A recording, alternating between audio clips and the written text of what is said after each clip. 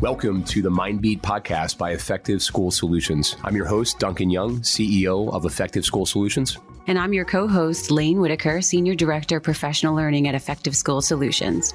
The Mindbeat podcast is the definitive source for all topics related to school-based mental health, from sharing best practices to highlighting innovative school districts to keeping track of legislation. Mindbeat is the go-to source for educators and administrators looking to implement a mental health care continuum.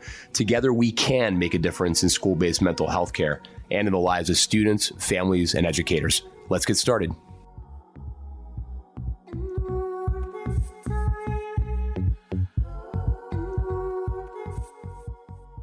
Hello, everybody. Thank you for joining another episode of the Mindbeat podcast. I'm Duncan Young. I'm the CEO of Effective School Solutions. And I'm Laine Whitaker. I'm Senior Director of Professional Learning at Effective School Solutions. We have a fantastic guest today, Dr. Dorothy Espelage, who is a professor, a distinguished professor, actually, at the School of Education at the University of North Carolina at Chapel Hill. She is going to be joining us shortly. My alma mater, UNC Chapel Hill. For those of you watching this on video, you can see I'm honoring both UNC and Dorothy today by wearing my UNC swag, Go Tar Heels. Laine, how you doing? I'm doing really well today. I'm feeling a little better. I was a little under the weather this week, but I was saying earlier to someone else that I'm grateful it was just a common cold that's still out there. There's so many other things that could have been a lot worse. COVID, RSV, strep, all these other things. So I'll take a little bit of a common cold, Good stuff. I was able to still work, and it's just, heavy head and sinus pressure. You may hear a little nasally tinge to my voice, but I'm working through it. I feel today's the best I felt yet. I feel great. Good. Heading into the weekend strong. You seem like you get a positive energy today. So, I do. How about you? So, Laine, we were talking. I'm doing well. We were talking before we started about non-dairy milk alternatives. Yes. And how would you rank your top non-dairy milks? What would be the lineup there? I would definitely say oat milk is number one. Oat milk. I would say actually soy milk, which is probably not as popular. But here's why: I'm not a milk person to begin with. Like, I don't drink cow's milk like that. I would never just be like, ooh, a nice glass of milk. Frothy glass of milk. Never, right? never.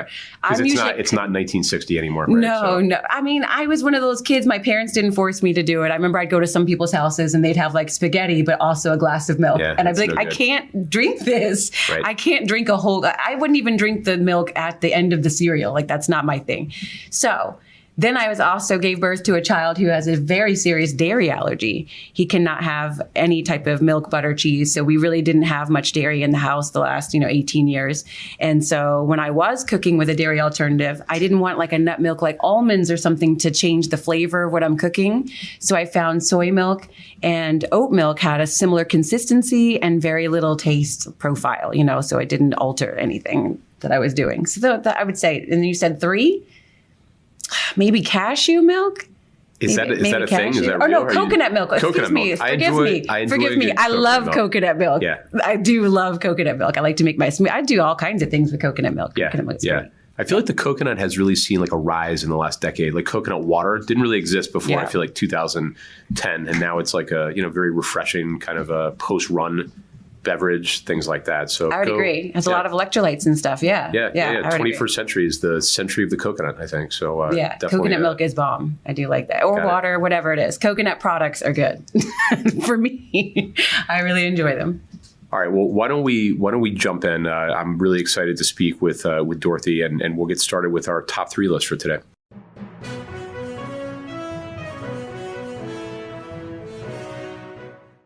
So as we do every episode, we're going to get started with our top 3. And this is where one of us is going to share 3 big ideas in response to a key mental health question. I think our question today is it's tangential to mental health, and it's just the top 3 general hurdles teens face in schools. And I'll kind of share a perspective on this. I've got 3 girls ranging, in age from 10 to 17. So my thoughts, answers are probably influenced, in part kind of by their experience, but also looking at the research. And I think some of the recent articles that we've seen about, where are teens right now in this really unique period in our society coming out of COVID and some of the unique challenges that they're facing. So the first thing I'd really point to, hurdle number one, would be kind of what I would think of as lost socialization reps. With an athlete, you always talk about like getting repetitions, like developing any skill, you need practice. And I think when it comes to social stuff and socialization, how to interact with each other, how to kind of resolve conflict,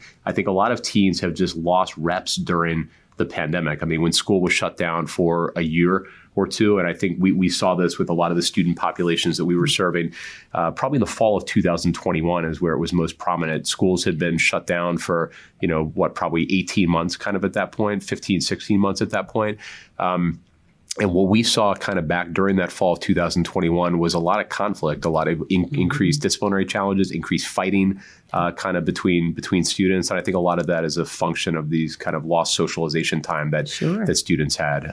Even regression, I would say. For sure. And now I think we're in this kind of like rebuilding phase. We got these deficits that have been established, and I think students and young people are having to kind of rebuild those.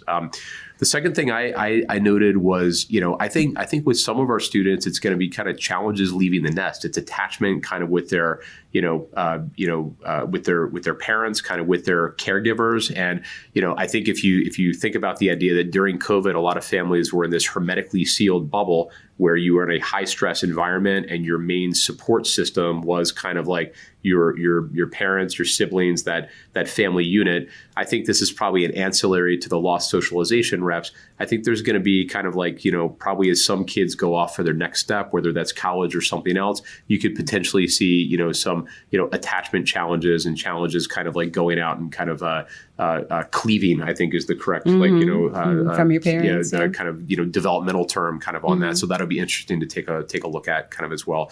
And then I think we'd be remiss on this if we didn't mention as my third item here, just the challenges with social media, particularly kind of self-regulating with respect to, social media. I'm a big believer that we are with social media. Probably, the research to social media right now feels like probably where the research around like cigarettes was in like 1960, where you kind of knew that they were bad for you, but you didn't really know how bad. And it was probably going to be another, 5 to 10 years before kind of like you got better regulation around a lot of this. It just feels like we're in early stages on this from a regulatory standpoint and just a research standpoint in terms of understanding the impact that we're having kind of on the brains of young people. And I see this with my own kids, and I see it with myself, candidly. I mean, being able to self-regulate and give your brain kind of space to breathe and to not be in front of a device kind of 24/7 or whatever the number of hours are that you're kind of awake during the day, 18/7, I guess, depending on how much sleep you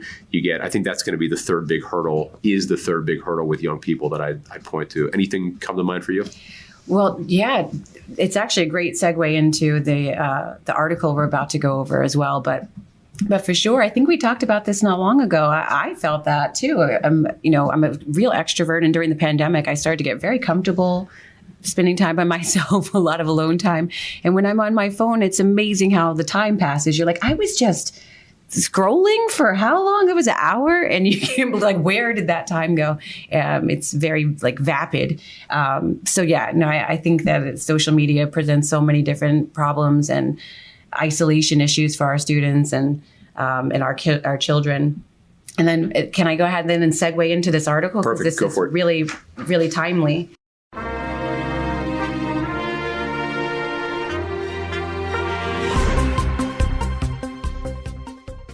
So the article that I wanted to bring up today is called "Social Media Often Makes Teens Feel Even More Alone." So you see that really just speaks to what you were just talking about. So apparently in a study of the Journal of Adolescence, researchers found that the psychological well-being of adults worldwide began to decline after 2012. Well, what happened around that time? Around 2009, 2010, we started to get smartphones. And a little bit after that, that's when social media, really, the birth of social media. So, apparently the dopamine, the connection with dopamine and getting likes on social media. And for young people, that is much worse. The feeling of when I just posted something, there was not enough likes, or comparing it to somebody else's post can really wreak havoc on their self-esteem. So basically, the article was saying it creates feelings of isolation and loneliness, even though a lot of kids seek it out as a way to be more connected, which is ironic. So what I appreciate about this article, it wasn't all doom and gloom. They gave some solid tips to help students kind of navigate this. So they said the first one was have an open dialogue about screen time and social media usage. So you need to be talking to your kids more about how much time are you spending on there? What are you looking at? Help them kind of discern and navigate some of the things that they're seeing on there, talk and process those things. Help them evaluate how they use social media. You know, is it just for fun? Or is it to get self-esteem? What am I getting out of this? What are my goals for using social media? You know, nowadays you have some kids who are influencers, so maybe that's one of their reasons. But then help educate them. Be a good example. You know, as we talk about our kids with phones, we might be a little addicted ourselves. And I you know, am smiling. I say that very tongue in cheek. Might be. It's not really the word. We're all addicted to our phones. I have to admit, I definitely go to bed with mine as well. So we need to be a good example for our kids and showing them how to, you know, be good stewards and you know, spend a reasonable amount of time, do what you have to do and get off and to go do other things. Go outside, go be with nature, go talk to real people. And then set practical time limits and goals. So I thought that was nice that, you know, while the article was informative, it can leave you feeling really depressed, a little despondent about the state of affairs. So I do appreciate those tips they give to help, you know, make it a little bit better for our kids, you know, dealing with social media, navigating that world. Yeah. And I think it's going to be interesting. I feel like I have seen a lot of articles recently on both federal and state level regulatory things that are going to be taking place here. I think the challenge here, though, is I'm concerned that this is not a problem you can legislate away, right? I'm not sure there's it's so immersive. Technology is so infused in every aspect of what we do, and it's really positive. We don't want to go back to living in the 1850s and kind of there's it's obviously intrinsically kind of in there. What I'm really interested in seeing is kind of what is the trajectory going to be with our young people? What's the trajectory with our society? And what are the implications, all the second order effects here that could be taking place in terms of how we deal with each other as a society, what our political discourse looks like, right? Because if we're all kind of in our little echo chamber kind of our phones, is it more difficult to find common ground with folks who come from different backgrounds and might believe different things than we kind of believe? And I don't know. It seems like in some ways we, there's all these kind of ancillary effects that we've got to pay attention to, and these are really challenging issues. So we could have a whole separate conversation and maybe some future guests talking about solutions on some of these things. You did hear, though, I think, I don't want to misspeak, but I think it's Portland, a school district in Portland is suing all the social media outlets as well. They're saying that it's causing all kinds of problems with mental health in their schools. I agree. I know that one program I worked at, my principal just said, we're not doing phones anymore. And so we collected them at the front door. Kids were able to get them. They were in envelopes on the way out. It was funny. Our office manager said she'd hear all the ringing and the dinging and the notifications all day in the envelopes. But they weren't fighting because of something they just read on social media that this girl posted or that person posted or whatever. And so it just made for a much more, for an environment much more conducive to learning rather than worrying about what's on my phone.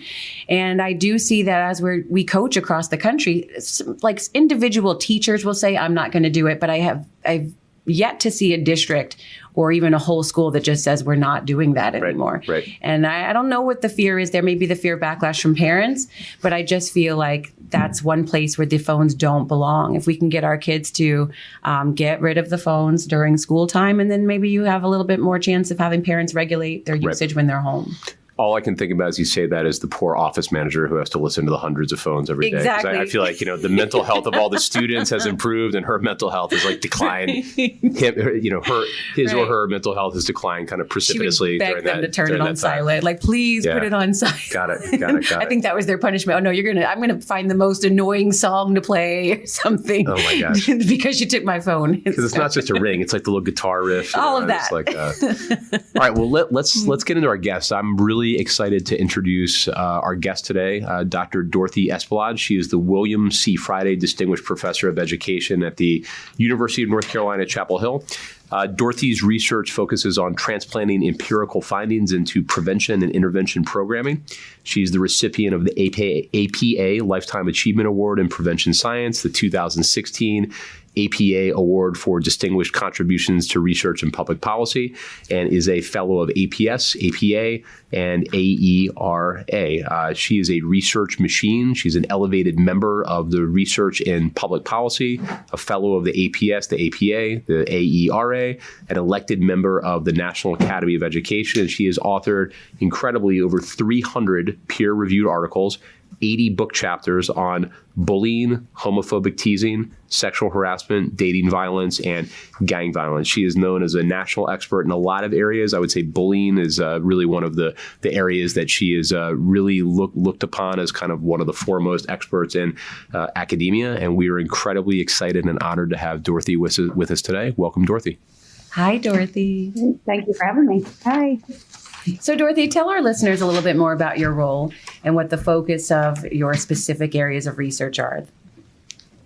Yeah, so which is amazing to say, for 25 years, a quarter of a century, I've studied bullying in K through 12 settings, but more recently extending that to higher ed too. So I would say K to 16. And I started this work in the early 90s. So you were talking about, what was happening in the early 90s. Early 90s email came out, right? Mm-hmm. And so I was studying bullying in the context of face-to-face.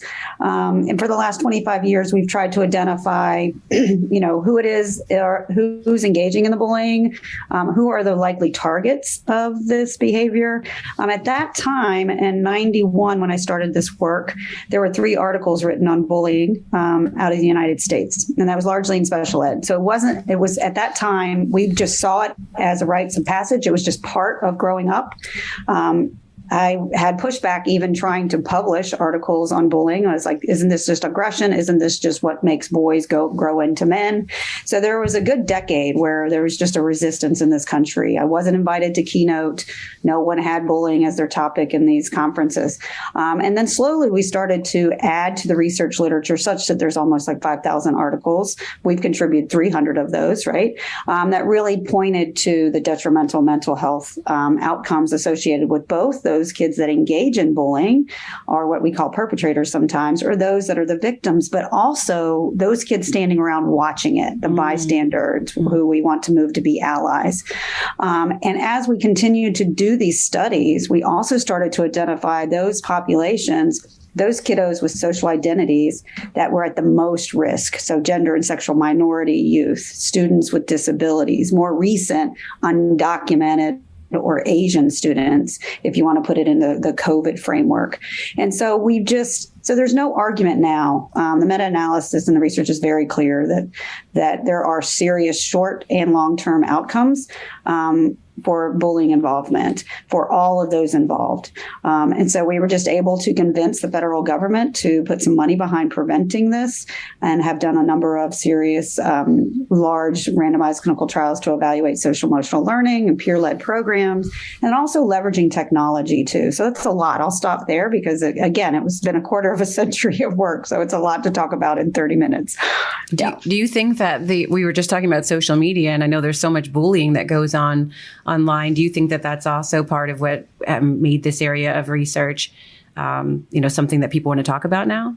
Yeah, absolutely. We have to think about, for the longest time, we have argued in our research, and we show that the face-to-face bullying, at least pre-COVID, face-to-face bullying was really highly associated with mean and cruel behavior when kids engage with social media. So we knew that there was a connection. So we still argued to schools like, please, it's not all just the technology. These kids also need to have social skills, instruction, life skills, social emotional learning, those, so that they can interact to reduce the likelihood that they would be mean and cruel in social media. Now, from COVID, we know from the national data that face-to-face bullying went down because there wasn't a lot of face-to-face instruction and interaction, but cyberbullying and hate and cruel behavior spiked during COVID, both for adults and kids. And so when I heard you talking about social media, I think it is going to be critical that we continue to have congressional briefings with the leaders of the social media the frameworks there, hold them accountable for implementing safe, and precautions. I'm on the advisory board for TikTok, so I get to see the inner workings of what even TikTok is doing, which I can't talk much about, which is fascinating fascinating to watch the news and know what I know, and know what people are not telling you about TikTok. And TikTok, and I've worked with Facebook and Inspire Ed and others, are really trying as much as they can to educate parents, educate kiddos about creating safe spaces. Lots more work that needs to be done. You can only have so many moderators on these social media outlets, and things get through. And then unfortunately, some things get through that can damage kids and their perceptions and their self-esteem, as you said. One example is we have an increase in eating disorders. I studied eating disorders 30 years ago, right? And then we had that under control. Certainly, there were still body image issues, but full-blown eating disorders really went down. And now we see a spike because we have communities on these social medias that are promoting this type of behavior. It's, pro-anorexia, for example. That wasn't new to websites. But now, because the TikTok and other platforms are just so fast and they can't keep up with what's on there, the messaging gets to kids quickly. So that's just one example where we're going to really have to track what it's like for kids and their brain development as they interact with this technology. So, Dorothy, what do you see as the linkage between what does the research indicate in terms of the linkage between bullying and mental health? And I guess you could look at it two ways, right? Is there, is the presence or absence of a mental health challenge more likely to lead someone to bully, to be a perpetrator? And then I think there's the probably more obvious piece, which is kind of the mental health, linkages between being a victim of bullying. But could you talk about like what the research indicates maybe on both of those? Yeah, absolutely. So we do what's called meta-analysis, right? So to summarize the extent to which, so that question of if you're victimized through bullying, does that impact your mental health? The best way to answer that is to summarize a body of literature. So not just one article, but summarizing, it's kind of the gold standard.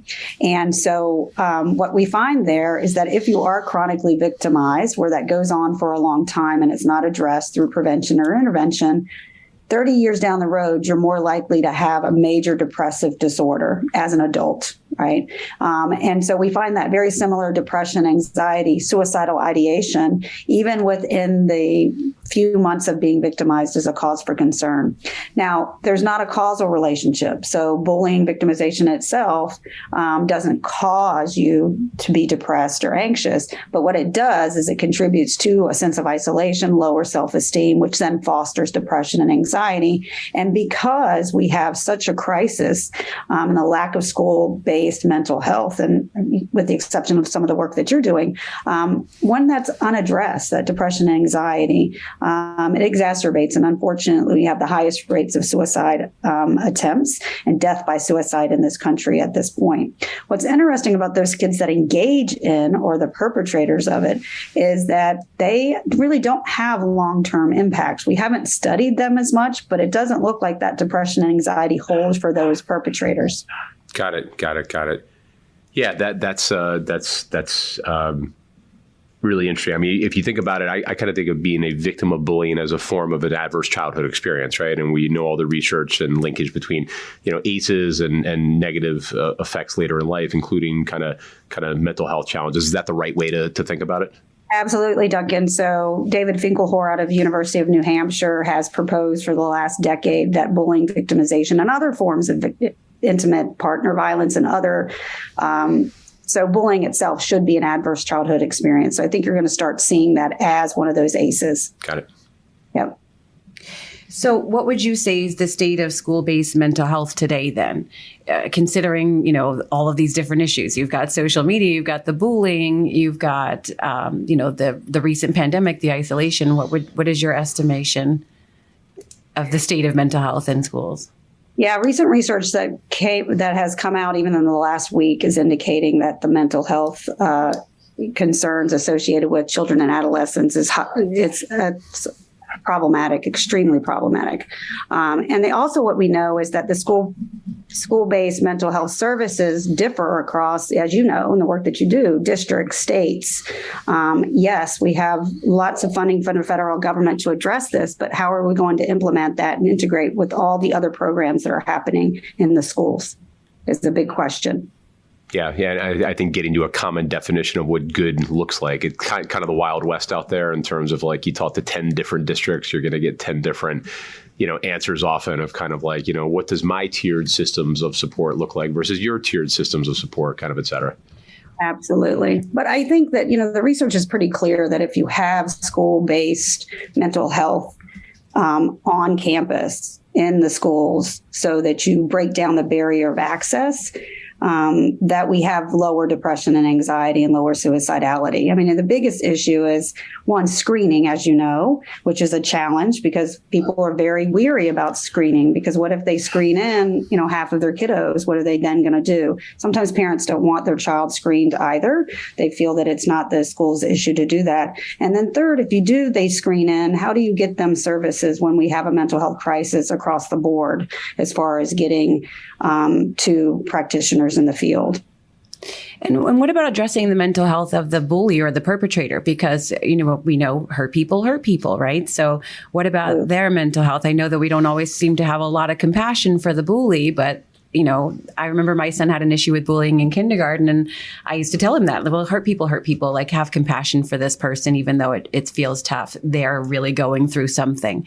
So how can we support the bullies to prevent them or to, help them change those behaviors? Yeah, absolutely. We have to get to the bottom of that behavior, right? So anybody that's a good psychologist or teacher and has been well trained understands that that's a signal. They're sending you information that something's happening. And in the beginning of this research, we were very punitive. We had 3 strikes, you're out. Bullies were expelled and suspended. And then we realized that, wait a minute, they actually are mimicking behavior that they see at home, or they're being bullied by a sibling and they're playing that out, or they literally just don't have the anger management, emotion regulation skills that they need. Yeah, I mean, I think that they're in the fight response of your stress response. Bullying is considered one of the, you're in the fight stress response. So I don't know. I know some bullying can be so terrible, but I do have compassion for the perpetrator, because what has happened to them to make, we talk about all the time, and the trauma tune model or trauma informed practices is about what happened to you, not what's wrong with you. So I do, want to support the person who is bullying to make it stop for them as well. Oh, absolutely. And we find that actually many of our bully perpetrators have experienced high rates of the ACEs that you spoke to, but also domestic violence and intimate partner violence and the adults in their homes. So it's a cycle. Well, so then what are some of the things that you think school districts can do or put in place when it comes to anti-bullying initiatives? Based on your research, what would be the most effective way for school districts to approach this? Yeah, so we've also done meta-analysis to look at the components of bullying prevention programs that are the most helpful. Involving parents, which we rarely do, will go a long way. And it's beyond just sending a letter home, but actually bringing them into the school. Apologize, I have dogs that are kind of going wild on me here. So it's a dog-friendly podcast, yes. Okay. We're the Mindbeat official podcast of dogs, right? So dogs everywhere. Thousands of dogs listening to this as you speak. I know. It's COVID dogs too. Sorry. And so, involving parents, I think that is really where the huge gap is. We also know that when you have prevention programs that get the kids to know one another, interact, and really get to know one another, it's really hard to victimize and bully somebody that you ultimately know. And so one example is the good behavior game, which is simply just putting kids together to interact and solve problems together and get to know one another can not only reduce bullying in the long term, but actually reduces a lot of other mental health problems as we grow into adulthood, and actually we have even better careers. So I think we have identified some key components: parental involvement, improving the school climate, social emotional learning, which is a term that, I'm supposed to say life skills now because it's a hot button issue. But the bottom line is giving kids skills to manage conflicts such that they do not escalate to the form of bullying is critical.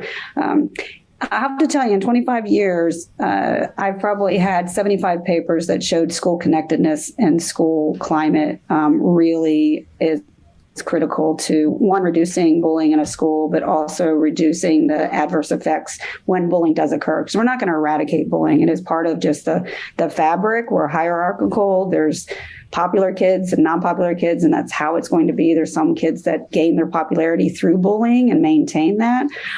So I think that we just need to recognize that it's going to be there, but we want to minimize the very distressing damage that it can cause for some kiddos. And recognize also that you have kids, right? And you know that there are some kids that are more sensitive than others to the same scenario, and recognizing that there's not a one size fit all. You could tell your one daughter to, just brush it off, and she may. Your other daughter may be very sensitive and has to really talk this through and really work on some damage that might be happening when there's some bullying or relational aggression or those types of things. There's not a silver bullet. There's just not. Right. And it has to be at all levels. Yeah. Did your research show anything about the benefit of maybe mindfulness or emotional regulation as a tool? Because when we are really, part of, especially for myself in my position, part of our coaching is really to help implement resets or, self-regulation practices throughout the day. And a lot of those studies have shown that it builds compassion, empathy in students, just sort of that more likely to respond rather than react. So does that have any effect on bullying? Or did your research look at mindfulness at all as a solution? Yeah. So there are a number of meta-analysis out there. We currently have a grant from the AIR Foundation that is actually showing that mindfulness, which is broadly defined, but let's just say breathing exercises or resetting or growth mindset, those types of things, whatever the procedures are, huge results as far as reducing mental health challenges. And it looks as if reducing bullying and other forms of aggression and conflict. And certainly I can share those with you. It's amazing how many mindful interventions are being used. And it's in K through 12 settings, as well as we're using it at UNC Chapel Hill through our Sources of Strength training, which is really about identifying those moments that are challenging for you and doing simple things to reset. Which we all do, right? Whether it's closing your eyes and just counting. And kids say this. So we're developing a text messaging program now called Bully Down for middle school kids. And we're learning from the middle school kids exactly how they regulate.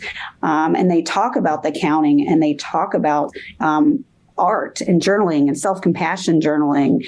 And so taking a lot of what we know from, I would say, public health and the medical of chronic conditions and drilling it down to the K through 12 and giving kids those life skills early as soon as possible, right? Pre-K, and continually training them to have those tools in their toolbox to use, because life is going to present challenges over and over again. And we need to have the ability to regulate. Yeah, kind of building those resiliency skills kind of over time. So absolutely. So Dorothy, if we kind of raise up a level, what do you've been in a couple of different academic institutions, I think more than a couple over the course of your career.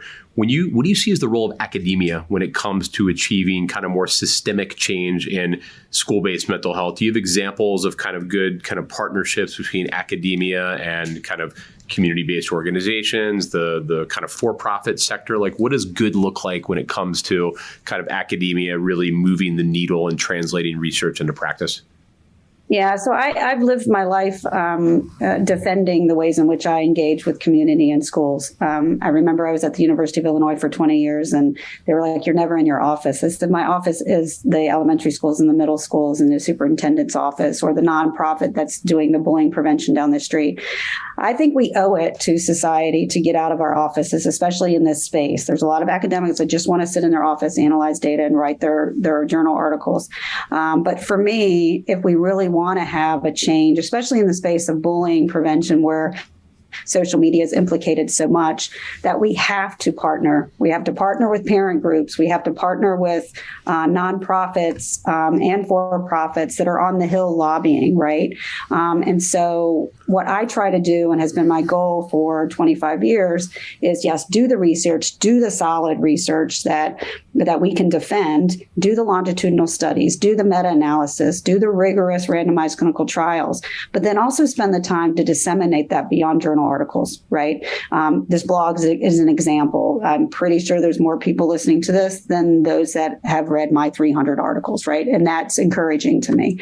And working with, for example, I was just invited to Paris, rough invitation, to work with UNESCO and the UN to think about reevaluating the definition of bullying in light of that bullying is happening in social media, right? So academics need to get out of their offices.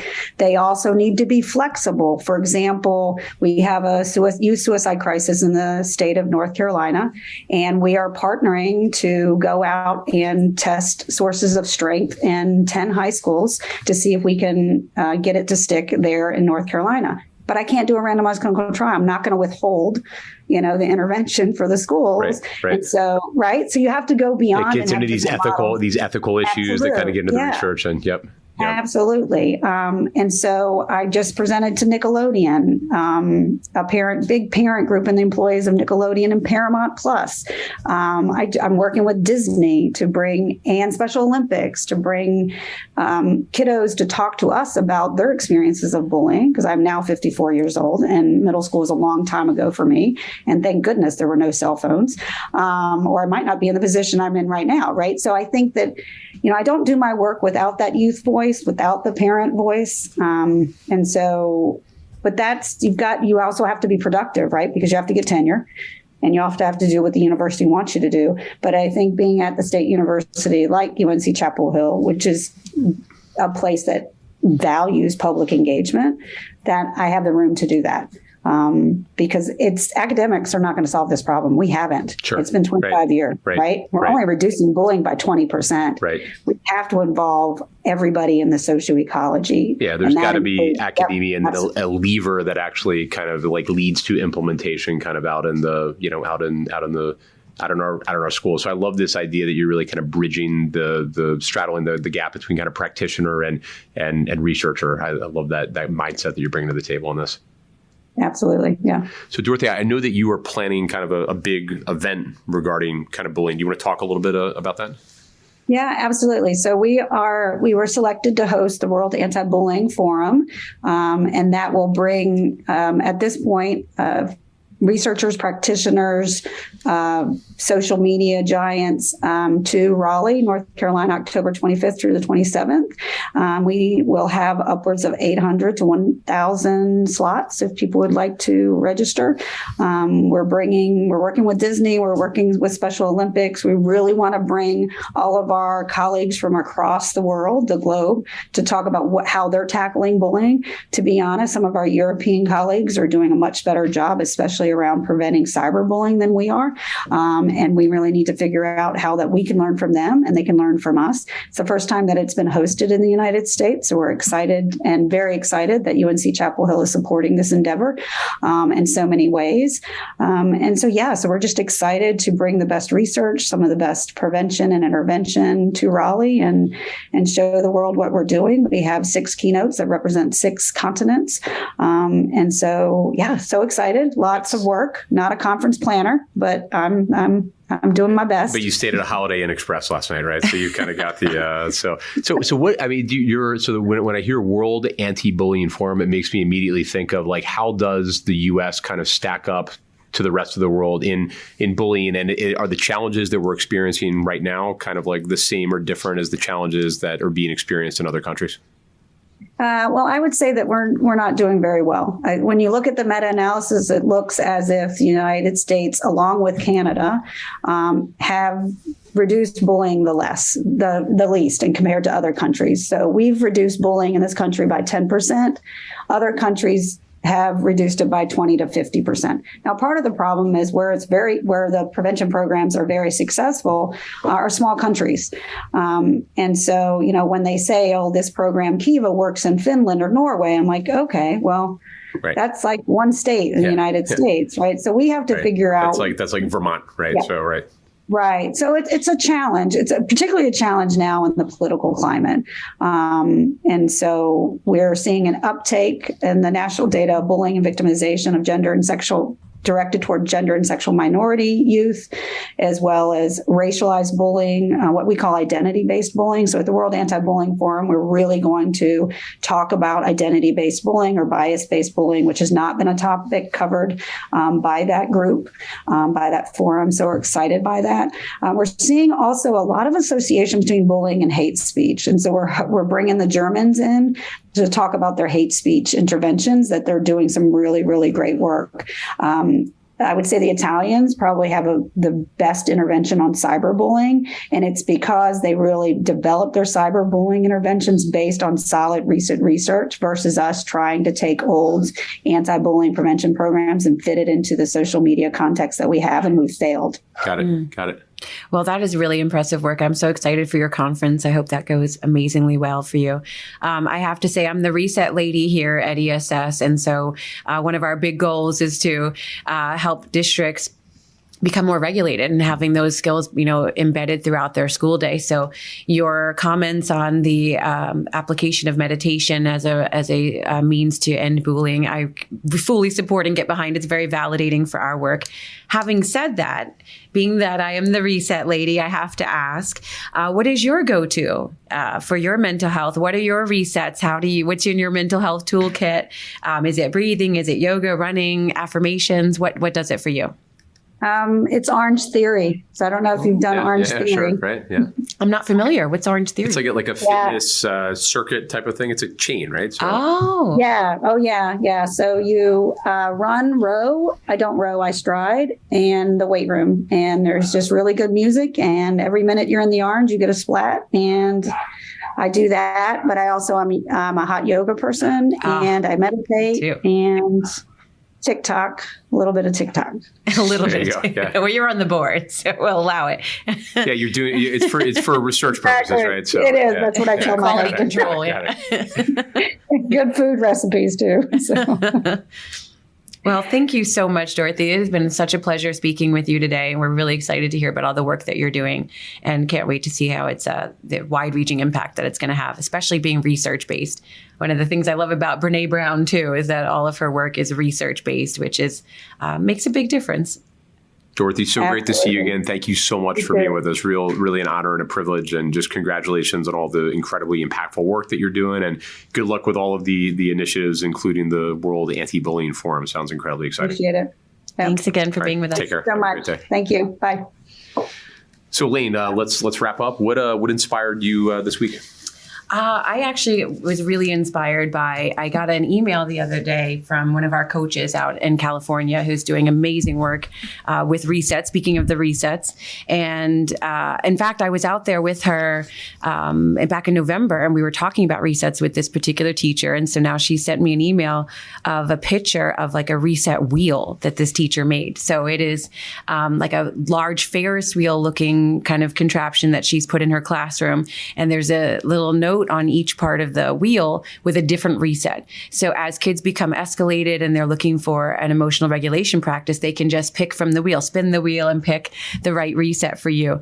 So I just applaud the creativity of our educators. I say all the time, if you give an assignment to an educator, they're going to get so creative with ways to accomplish that task, and it never ceases to amaze me. So kudos to this teacher out in California. I thought the reset wheel is wonderful. I sent it out to our whole team. I hope that it inspires other coaches that we're working with, other champions in the schools that we work with, to come up with similar things or to feel free to use this tool created by this teacher. So that inspired me that we're all going to continue to learn how to reset to our greatness, emotional regulation skills. That I know that excites me. That's great. No, thanks for sharing. So. Yeah, so for me, I had a chance to be in Los Angeles this week at a National Governors Association convening on youth mental health. And so the way this works, every year a governor is appointed as the chair of the NGA. This year it's Governor Murphy from New Jersey, where we are based, and the chair has the ability to choose a theme for his or her tenureship as the NGA chair. And Governor Murphy have identified youth mental health. And so he and the First Lady were out there. Governor Polis from Colorado was out there. And you had this incredible group of, probably 50 or 60 kind of thought leaders in the youth mental health space and also in the maternal and infant health space, which is the First Lady's kind of, big focus initiative. But the theme this week was stigma. And so it was really, really interesting to hear a lot of comments about, programmatically, how do we kind of reduce stigma? How do we talk about mental health challenges and ways that kind of, reduce stigma? One of the things that stuck with me, they had a individual who is a psychological anthropologist, and his big takeaway was that by calling what's occurring right now a youth mental health crisis, it actually almost feeds into a sense of hopelessness, which psychologically turns people off and engaging with the problem. So when we talk about, his advice, instead of talking about this as a youth mental health crisis, is to frame it a little bit more as kind of like an opportunity to improve the mental health of young people. So it's a subtle shift, but one that I guess, nuanced. If you're a psychological anthropologist, the research, tells you to, he made a good joke. He said that his mom kind of calls him a psychoanthropologist, which, not quite the same thing, but that being out at that convening this week really kind of inspired me. I can see why. That's a really cool thing to hear about. And that I hope that trickle down effect, makes the impacts to all the people who really need it in the schools that don't really need it. That's really cool. Absolutely. So, Laine, my wish for you this week is that you have, some good experiences with coconut milk and, other non-dairy milk alternatives. We're just bringing this kind of full circle today. Well, that's my favorite thing is a chai tea latte with oat milk. Yes. Got it. I can do or matcha green tea with coconut milk too, though. Those are my two Starbucks drinks. I do enjoy I do enjoy all things coconut, like a coconut pie, right? Like yes. Or like the cookie, what is it, coconut crunch cookies where they're like the sugar cookie with the caramel and or the macaroons. Is it the Samoa? What's the Girl Scout cookie that has exactly? Yes. Yeah, we could have a whole separate conversation on like stack ranking Girl Scout cookies. My mom was the cookie mom when I was a Girl Scout, so we always had a garage full of Samoas at some point. But I feel like the nomenclature of Girl Scout cookies we grew up with is different. It's different now. They've like switched all the names and whatnot. Like it used to be like the peanut butter patty, and now it's like got some, I don't even know what it's called right now. So what is the peanut butter? Dare I say too, I don't know that the quality is the same either. I know. I totally support the Girl Scouts. It's not their fault. I don't know what the recipes have changed a little bit, but I don't know if they're as good as they used to be. I'm sorry. We sound like angry old people, right? Like get off my lawn type stuff. When I was a boy, the Girl Scout cookies were made with. We knew how to make a Samoa. Real whole milk and thin mints and all of that. Yes, we had the do-si dough. That's what I like. The peanut butter cookie too. That was good too. Do they still have these? I feel like when I see them selling out front now of a grocery store, it's like completely different cookies. No, I need like a cookie key or a cookie legend that like says, here's what the Girl Scout cookie used to be called.